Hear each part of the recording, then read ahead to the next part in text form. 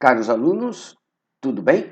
Aqui é o professor Wagner Tufano e nós estamos na nossa quinta aula do curso de Fundamentos de Gestão por Processos, onde nós vamos começar a falar, nesta nova etapa do curso, sobre as ferramentas da gestão por processos. Ferramentas com as quais a gente pode desenhar, nós podemos representar um processo, né? E entre essas várias ferramentas que nós vamos falar a partir desta etapa do curso, nesta aula iremos falar sobre fluxogramas.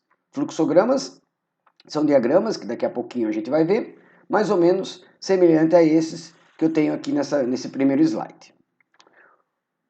Como continuamos na metodologia de educação à distância, antes de tudo, gostaria de desejar os meus bom dia, boa tarde ou boa noite.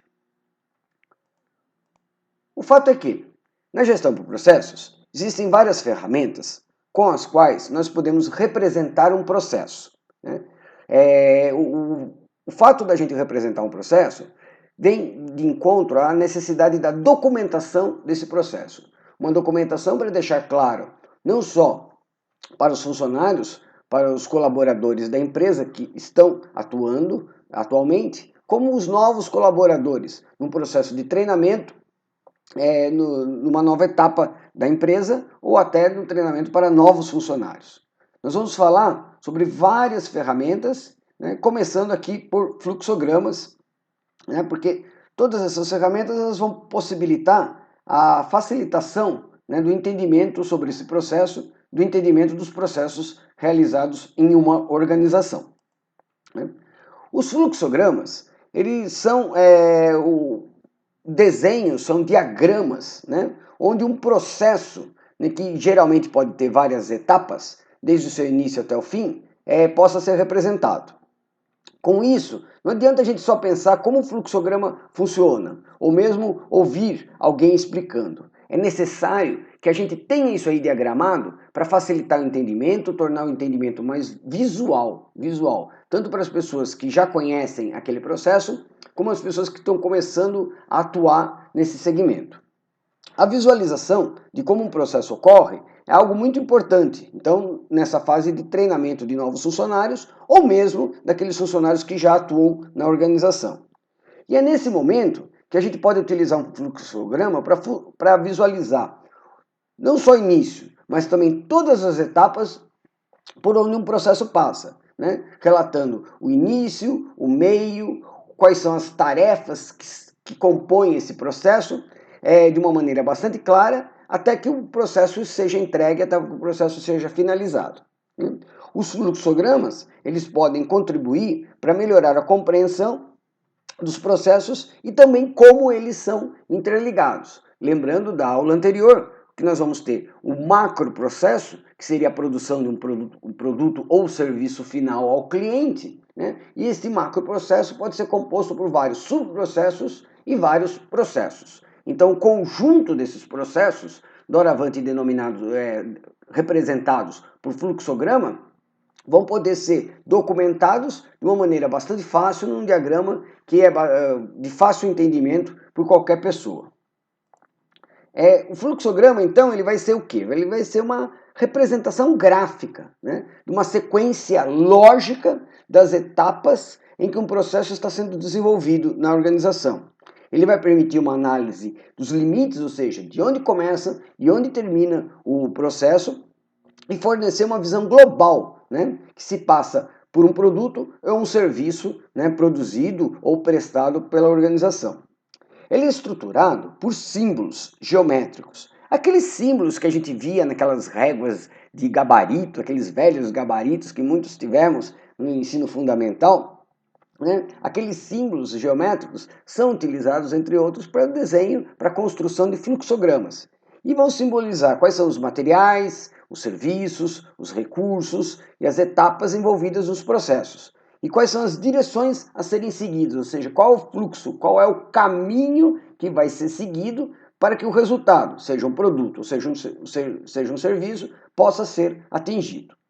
O fluxograma, ele também vai permitir que a gente possa identificar os problemas e os gargalos que geram desperdícios, retrabalhos, duplicidades, controles em duplicidade e assim por diante, né? É um momento que a gente para, reflete, desenha, organiza a empresa, né, dentro do espírito da reengenharia total, que é um dos princípios da gestão por processos, para que a gente possa tornar os nossos processos mais assim coerentes, minimizados, né, sem duplicidades, sem controles repetitivos e assim por diante, para que a gente possa deixar a nossa empresa menos burocrática e com um fluxo de operações mais bem definido e mais bem delimitado, né?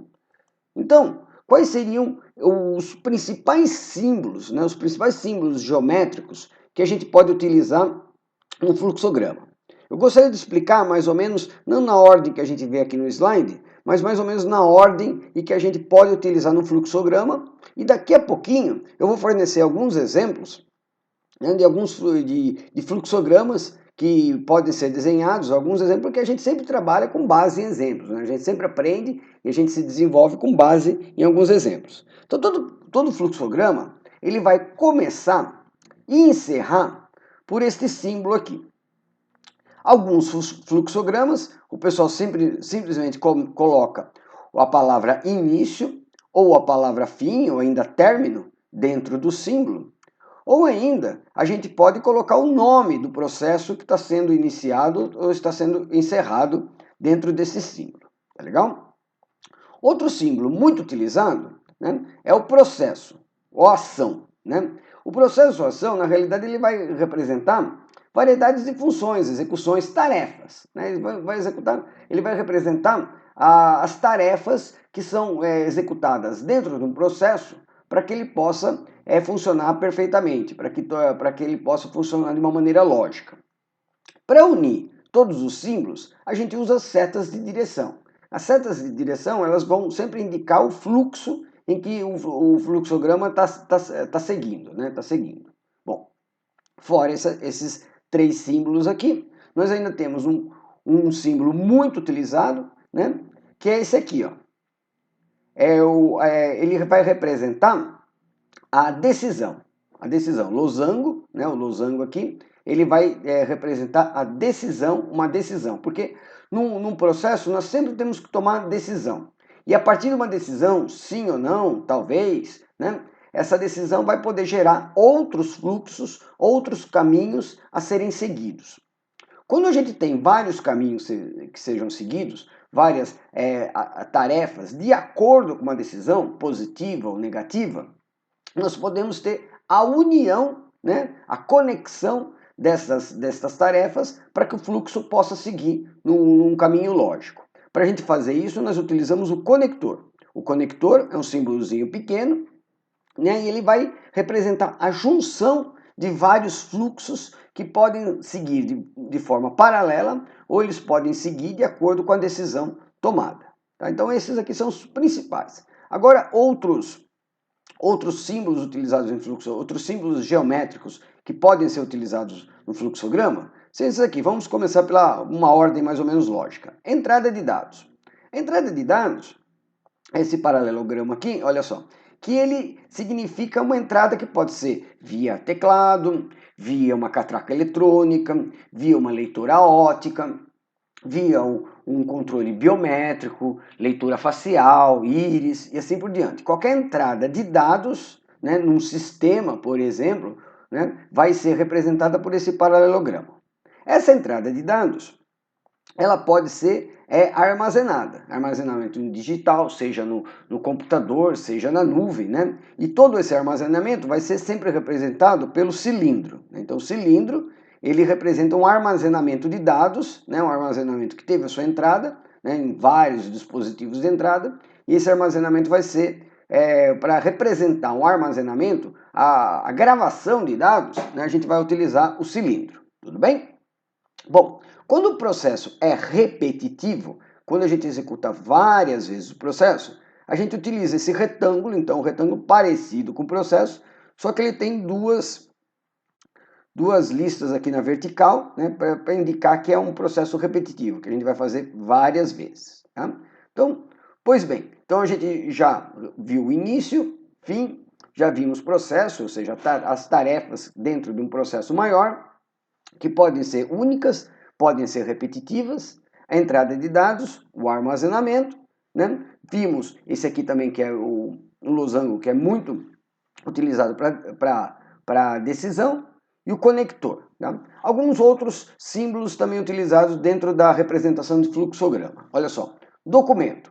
Então isso aqui vai representar a utilização de um documento. Pode ser tanto na entrada como na saída. Tá? Como na saída. Se esse documento for, por exemplo, impresso em várias vias, sei lá, uma DANF que é impressa em várias vias, uma via enviada ao cliente, outra via logística, assim por diante, nós podemos utilizar ele com várias repetições aqui, né, atrás, que vai ter então um documento em várias vias. Né? Quando esse documento está sendo emitido pelo sistema, esse aqui é um documento que a gente utiliza, por exemplo, na entrada. Quando o sistema emite um documento, né, nós podemos utilizar também esse símbolo com um tracinho aqui na diagonal, no canto superior direito, para simbolizar a emissão, ou seja, a impressão de um documento via sistema. Tudo bem até aqui? Então, olha só. Quando a gente arquiva esses documentos, pode ser de maneira digital, pode ser em arquivos mesmo, a gente utiliza esse triângulo voltado para baixo. Quando nós preparamos esse documento, a gente utiliza essa figura aqui de 6 lados, né? E um armazenamento interno, por exemplo, um armazenamento em arquivos ou mesmo no computador, a gente também pode utilizar este outro retângulo com os 2 tracinhos na vertical e na horizontal. Quando a gente faz uma consulta de dados no sistema, e esses dados são exibidos no vídeo, a gente utiliza esse outro símbolo aqui. Né? Ou seja, não existe a emissão de um documento, né? Esse símbolo aqui. Como vocês podem perceber, os fluxogramas, eles nasceram na área de informática, eles nasceram na área do processamento de dados. Os fluxogramas são diagramas já bastante antigos, eles surgem aí nos anos 50, anos 60, para colaborar com que programadores, desenvolvedores de sistemas e programas de computador possam simbolizar os seus programas para, numa etapa seguinte, poder codificá-los. Né? E esses fluxogramas, que surgiram lá na área técnica, na área da informática, eles migraram para a área administrativa como uma forma, então, de documentar. Mas já são... É um recurso antigo, né? Um recurso antigo, mas até hoje várias empresas lançam mão desse recurso para documentar os seus processos, subprocessos, tarefas. Né? Agora vamos dar alguns exemplos, né? Porque é assim que a gente aprende, né? É assim que a gente aprende. Bom, antes dos exemplos, é importante a gente analisar quais são as fases de elaboração de um fluxograma. Né? Antes de você partir para o desenho, e esse desenho ele pode ser tanto de uma forma manual, a maioria dos fluxogramas eles são feitos de uma forma manual, ou também você pode utilizar softwares para fazer o desenho de fluxogramas. Existem vários softwares, por exemplo, Vision, até outros aplicativos do Microsoft Office, como o próprio Word tem recursos para você criar essas figuras geométricas, o PowerPoint também tem esses recursos, mas muitas vezes as pessoas utilizam mais assim na mão mesmo, até como uma forma, às vezes, de rascunhar, fazer um rascunho prévio, antes de você criar um fluxograma definitivo. Então é o seguinte, antes da gente começar toda a fase de exemplificação, é importante a gente definir qual processo deverá ser representado. Parece básico, parece óbvio, né? Mas é muito importante a gente definir assim, qual é o processo que vai ser representado. E dentro desse processo, né, a gente definir qual é o escopo, né? Qual é o início, qual é o fim e quais são os detalhes daquele processo. Tá?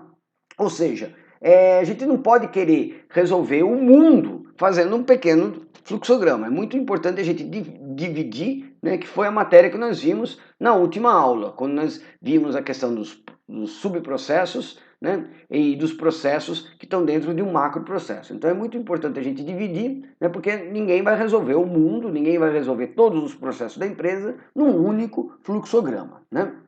É importante, então, numa terceira etapa, que a gente faça o levantamento das atividades, ou seja, quais são as atividades, quais são as tarefas, representadas pelos quadradinhos, né, que serão utilizadas, serão representadas no fluxograma, e depois que a gente fez tudo isso aí, olha só, Muito importante a gente então começar a desenhar os símbolos, né? Seja manual, seja a partir de programas, é muito importante a gente desenhar os símbolos com as suas conexões, com as suas setas de fluxo e assim por diante. Quanto maior for a utilização destes símbolos, né, quanto mais você puder utilizar os símbolos de uma maneira correta, né, quanto mais você puder variar os símbolos, mais claro vai ficar esse fluxograma, mais documentado vai ficar o seu processo. Então vamos lá, olha só. Vamos supor um exemplo de uma pizzaria, né, um disque pizza, um delivery de pizza, né? Como que seria o processo para você, então, anotar um pedido, né? Como que seria um processo para você chegar a um pedido? Então, olha lá, você pode registrar o pedido, então o nome do processo vai ser registrar pedido de pizzaria.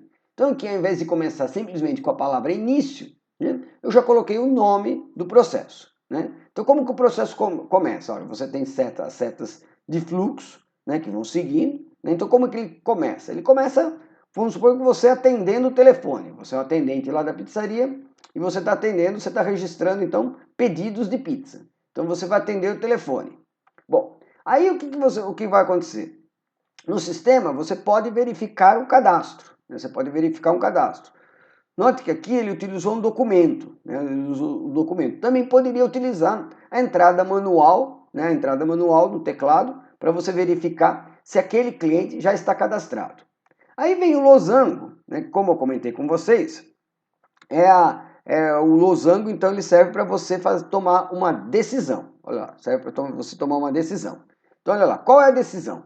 O cliente possui cadastro? Então, ele vai verificar se existe, né? Se não existir, o que vai ser feito? Vai ser feita uma atividade de cadastramento do cliente, né? Esse cadastro pode ser, ele está utilizando aqui um símbolo de atividade repetitiva, porque eu posso cadastrar várias vezes vários clientes, né? Então, se o cliente não possui cadastro, eu vou realizar o cadastro.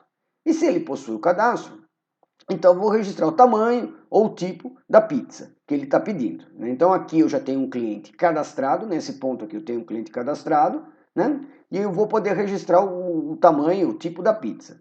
Note, olha lá, mais uma vez, o fluxo, por onde vem o fluxo? Se ele não possui cadastro, eu cadastro ele e registro o tamanho da pizza. Se ele possui cadastro, eu já vou direto para o registro do tamanho e tipo da pizza, tá? Aí eu vou registrar em seguida os sabores, né? Então já registrei o tamanho, qual é o sabor da pizza, qual é o tipo da pizza, né? Vou mais uma vez, olha lá, tomada de decisão. Há mais itens para serem adicionados? Há mais itens que o cara quer, que o cliente quer? Vamos supor um refrigerante, outra pizza, né? Uma entrada.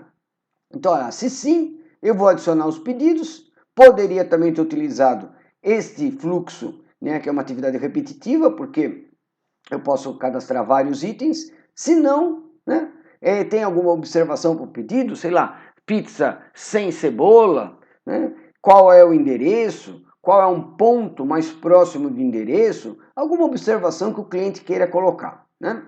E aí eu anoto, se sim, eu anoto as observações e no meu sistema eu já vou ter o total, porque eu estou realizando tudo isso aqui no sistema, e eu informo o cliente no total. Se não, eu vou direto informar o cliente no total. Veja só, e aqui eu tenho uma conexão, né, que também posso utilizar essa bandeirinha de festinha junina, né, no lugar do círculo, né, para conectar. Né? Aqueles ali são algumas dicas, mas às vezes a gente encontra alguns fluxogramas com símbolos mais ou menos parecidos. Né? Não existe uma norma rígida, né, para utilizar os símbolos no fluxograma. Geralmente são essas. Então aqui o fluxo continuaria, né, com outro processo, onde eu poderia produzir a pizza e depois poderia documentar um outro processo de entrega da pizza, por exemplo. Esse aqui seria então só o processo para registrar o pedido. Então, como vocês podem perceber, o meu macro processo de uma pizzaria seria a produção de pizzas para clientes. E dentro desse macro processo eu posso ter vários subprocessos e vários processos. Então, notem, esse aqui é um exemplo de fluxograma apenas do processo registrar pedido de pizza, tá? Não estou neste exemplo, né, comentando sobre o processo da produção da pizza ou da entrega da pizza. Simples, né, gente? Simples. Então, olha só. Aqui, qual outras coisinhas? Eu poderia também ter perguntado se o cliente ia querer maquininha de cartão de crédito, se o cliente gostaria de troco e assim por diante, né? Então, isso aqui é um pequeno exemplo, mas é óbvio que se fosse um fluxograma para valer de verdade numa pizzaria, ele poderia ter muito mais símbolos, né? E poderia documentar muitas outras etapas, muitas outras tarefas desse processo. Olha lá. Um outro exemplo, vocês podem perceber agora um pouquinho diferente, exatamente para dar essa visão para vocês que não existe uma forma fixa, uma forma rígida para a construção de fluxogramas. Então, olha só, nesse aqui, eu estou atendendo um cliente, só que eu estou atendendo um cliente de uma loja, sei lá, qualquer loja, né? Então, sei lá, uma loja de roupas, uma loja de acessórios, né? Qualquer loja.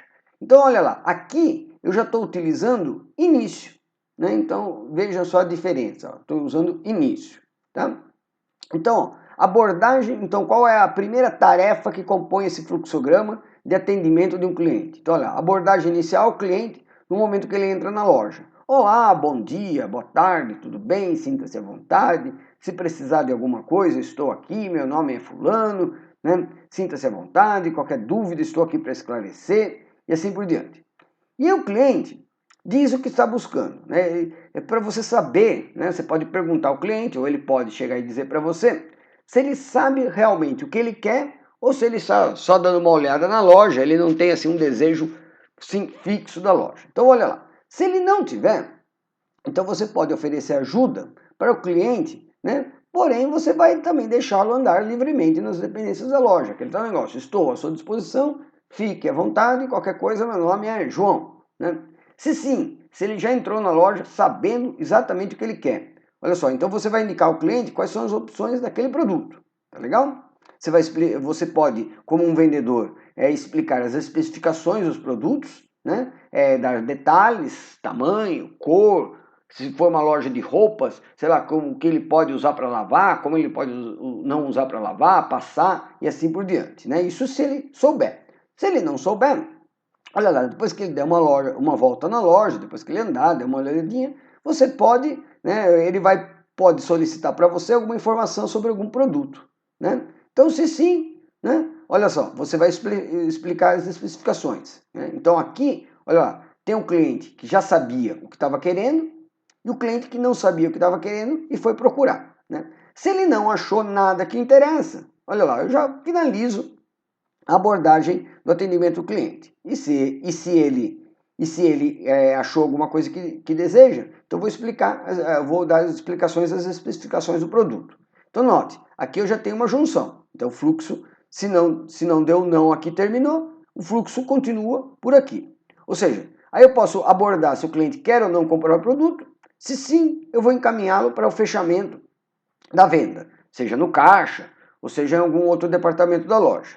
Se não, a gente agradece pelo contato, né, oferece mais alguma ajuda, né, diz que está à disposição numa futura visita e assim por diante, e também finaliza. Então note que aqui nesse segundo exemplo de fluxograma, a finalização ela segue aqui por 3 etapas. Tanto para o cliente que comprou um produto, que chegou com interesse no produto, encontrou o produto desejado e o comprou, como para o cliente que chegou com interesse, mas não comprou o produto, como para aquele cliente que só veio visitar a loja e não quis comprar nada. Então vocês podem perceber três situações aqui diferentes, né, nesse segundo exemplo de fluxograma. Tá?